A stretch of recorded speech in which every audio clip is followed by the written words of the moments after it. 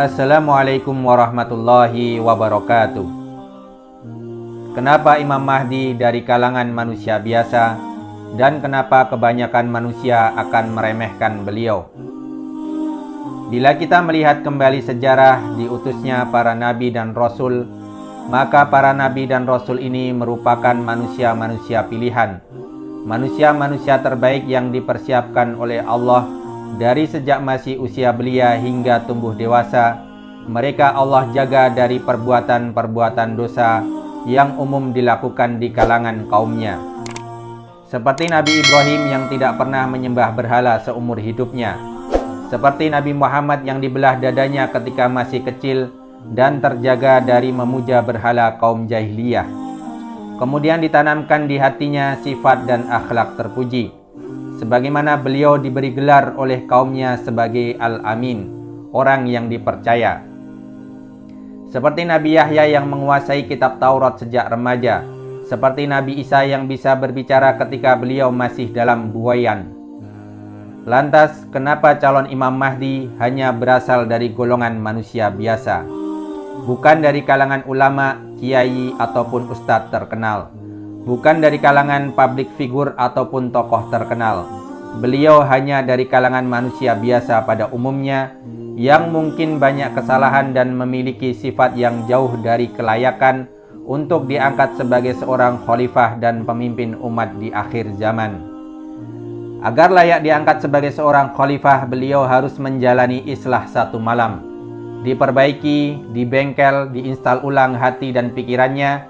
Kemudian diilhamkan kepadanya akhlak dan sifat terpuji menyerupai sifat dan akhlak Rasulullah SAW hingga layak mengemban amanah memimpin umat Islam. Jawabannya adalah karena Allah ingin menunjukkan bahwa agama Islam ini merupakan agama rahmat, agama kasih sayang, agama maghfirah, pengampunan, agama rahmatan lil alamin. Allah ingin menunjukkan bahwa Dia Maha Pengampun, Maha menerima taubat hambanya dan Maha Penyayang. Barang siapa yang Allah kehendaki kebaikan bagi dirinya, maka tidak ada satupun yang mampu menghalangi. Mungkin bagi orang lain calon Al-Mahdi tidak layak diangkat sebagai pemimpin.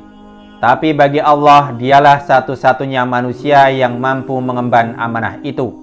Dialah satu-satunya manusia yang layak menjadi pemimpin umat akhir zaman.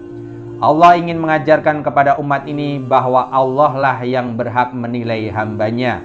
Karena Dialah yang maha mengetahui yang tersirat dan tersurat, yang tampak maupun yang tersembunyi di hati setiap makhluk. Walaupun Al-Mahdi hanya dari golongan manusia biasa, namun yang pasti beliau merupakan sosok manusia yang Allah uji dengan ujian berat. Allah uji dengan ujian berat sebagaimana sunatullah kepada para nabi dan rasul. Tidaklah seorang nabi dan rasul Allah pilih kecuali mereka adalah manusia-manusia yang Allah berikan ujian dalam hidupnya. Ujian yang sangat berat baik sebelum diutus sebagai nabi dan rasul maupun setelah diangkat menjadi nabi dan rasul. Rasulullah SAW bersabda, orang yang paling keras ujiannya adalah para nabi, kemudian yang semisalnya dan yang semisalnya. Diuji seseorang sesuai dengan kadar agamanya. Kalau kuat agamanya, maka semakin keras ujiannya. Kalau lemah agamanya, maka diuji sesuai dengan kadar agamanya.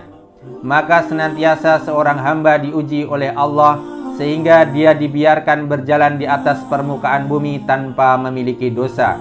Hadis riwayat At-Tirmidzi dan Ibnu Majah. Telah masyhur di kalangan umat Islam bagaimana Allah uji Nabi Ayub dengan penyakit, Nabi Ibrahim dengan anak, Nabi Musa dengan pembunuhan, Nabi Yakub dengan kebutaan dan kehilangan anak, Nabi Yusuf dengan ujian syahwat, dan banyak lagi para nabi yang Allah berikan ujian. Kemudian Allah datangkan pertolongannya. Dengan itu Allah hendak mengajarkan kepada umat ini bahwa Allah lah yang berhak menilai kapasitas seseorang. Allah lah yang paling tahu siapakah yang layak mengemban amanah. Demikian juga dengan Al-Mahdi. Allah ampuni dosa-dosanya, diperbaiki rohani dan jasmaninya, agar layak mengemban amanah terberat di akhir zaman. Orang-orang kafir dan munafik akan meremehkan beliau, menjadikannya olok-olok dan hinaan, sebagaimana para nabi terdahulu dicela dan dihina. Akan tetapi, siapakah yang lebih mengetahui selain Rabb yang Maha Mengetahui?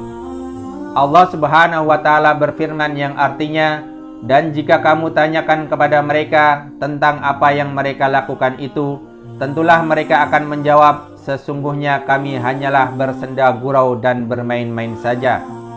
Katakanlah, apakah dengan Allah, ayat-ayatnya dan Rasulnya kamu selalu berolok-olok? Tidak usah kamu meminta maaf, karena kamu kafir sesudah beriman.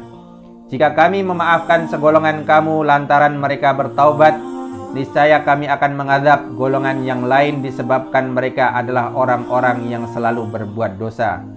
Surah At-Taubah ayat 65-66. Wallahu a'lam bishawab, wabillahi taufiq wal hidayah. Wassalamualaikum warahmatullahi wabarakatuh.